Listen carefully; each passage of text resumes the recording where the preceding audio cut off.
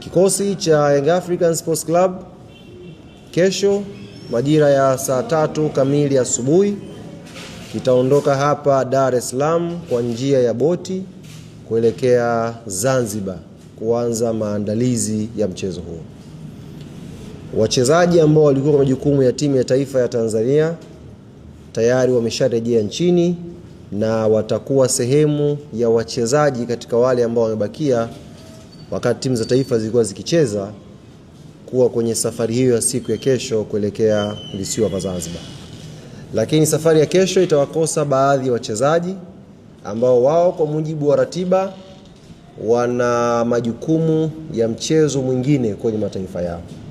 Kwa mfano, mchezaji kama Prince Dube, mchezaji kama Celestine Ekua, mchezaji kama Lassine Kouma, wote hawa watakosekana kwenye safari hii kwa sababu wana mechi ya kucheza siku ya tarehe 18 kwa mujibu wa kalenda ya FIFA.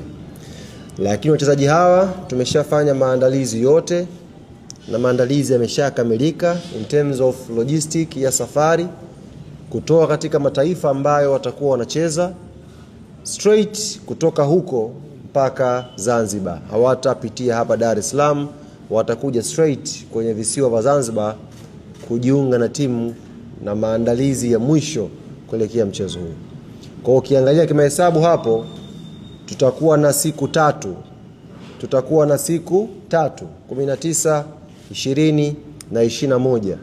Tutakuwa na siku 3 kwa timu yetu yote kufanya maandalizi ya pamoja kuelekea mchezo dhidi ya FAR Rabat.